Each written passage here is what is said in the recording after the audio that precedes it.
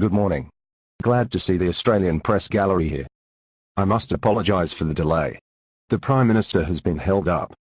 What's that? Now there is no need to be rude. The PM's plane has been delayed. These things can't be helped. What did you say? Oh, you want to know about leadership speculations. Since this minority government has been elected, you guys have been reporting and commenting about the prospect of a leadership challenge. You failed to report on policy development and budgets as a consequence. Oh, I see you smirking and sniggering. What a pathetic lot you all are. Seeing as we have some time before the PM arrives, perhaps I should talk about your persistent behavior when interviewing our first female Prime Minister. I notice how some of you ask questions on a false premise. For goodness sakes, don't you do any prior research on the facts before asking your questions? You know, some of you continually interrupt the PM when she tries to answer your questions. There are even some of you who can't disguise your ultra-aggressive conservative bias, and aggressively debate the PM. What's that? Oh, you say you are making the government accountable. Well, I would agree if you use facts instead of the opposition's bullshit fear and smear campaign slogans. Hang on. Here comes my granddaughter. I brought her along to meet the Prime Minister. Granddad. I just had to come on. I have to say something to these mainstream media clowns before I blow my stack. I find it absolutely disgusting when these members of the so-called journalistic class continually let the leader of the opposition off the hook. This guy has spat the dummy and has demanded an immediate election 24/7 for the past 2 years of this very effective minority government. He has a scant and expensive policy platform and a ridiculous budgetary framework to offer the electorate, yet these clowns in front of us refuse to scrutinize this PM in waiting. What's that? How old is she? She is only 12 going on 30. You look like you are 50 going on 6. Granddad. I have something else to say. Many of the mainstream media outlets in Australia are owned by vested interests. Rupert Murdoch owns 70% of the Australian print media, and that mining magnate Gene Ironheart wants to buy out the rest. Even the taxpayer-funded ABC has demonstrated a regressive conservative bias. And please don't get me started on talking about the fascist hate jocks on screen radio.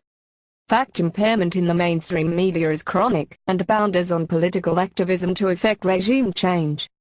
You were supposed to be the objective fourth estate, not some sort of right-wing propaganda machine. Hitler and Stalin would have given you a medal. And just where are your investigative journalists? Have they become extinct like the dinosaurs? The way you published opposition propaganda on the Slipper and Thompson matters is an absolute disgrace. You went ballistic without covering all of the facts. Australians now have to go to online news outlets such as The Independent Australia to read all of the facts on the Thompson and Slipper matters. The opposition politicians are into the Slipper affair up to their necks, as evidenced by the recent court ruling clearing Slipper of wrongdoing. This is another Watergate where opposition members contrived to effect regime change through misuse of our legal system. Yet you clowns now are trying to bury the story. I am now going off stage to reach for the vomit bucket. Well, there goes my granddaughter. She speaks her mind. You know, I believe it was George Orwell who once wrote that, "He who owns the language owns the message." With the social media message going against your collective negative message, as proven by your very sour coverage you gave the PM for her powerful misogynist speech. While you ran it on about context, the speech got millions of hits on YouTube. The PM was also congratulated by many world leaders and by international media. But all you could talk about was context based on misinformation and innuendos about Slipper's text messages. Social media picked up on the real context. It asked who leaked the text messages. How come the opposition leader used question time to move a motion to sack Slipper? Is Parliament a kangaroo court? And why did you guys fail to sanction the ugly attack against the PM by the leader of the opposition? He swaggered and questioned the character of the PM and used those same hateful words, "die of shame," for which a popular radio hate jock was criticized when talking about the PM's recently deceased father. You failed to report that the PM's misogynist speech was a pent-up retort to this constant sexist taunting from the leader of the opposition and many members on his side of politics. You simply don't get it. But social media does. Many of you work in print media, but will lose your jobs as newspaper sales plummet, even when television and radio programs constantly cover what the newspapers are saying.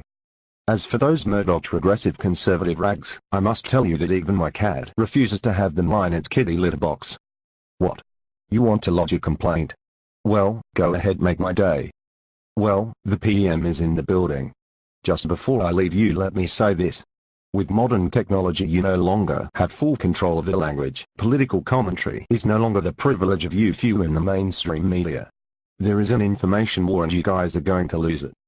The only way you can win it is to stop being the political players no one elected. Be the fourth estate again by objectively reporting and commenting on the facts. Here's the PM. You can start by asking some serious and adult questions. Remember, social media is now watching and gunning for you. With the thought, I now leave you. This video is commentary from Ron Ostrowski. Ron Ostrowski is not a member of any political party. Ron Ostrowski has noticed that the mainstream media is failing as a fourth estate and has failed to foster an informed and serious public conversation on policy platforms, as well as budgetary frameworks. He is very concerned that political activism by the mainstream media will undermine democracy in this country through fact impairment. Let me say goodbye on behalf of Ron Ostrowski, who hates bullshit with a passion.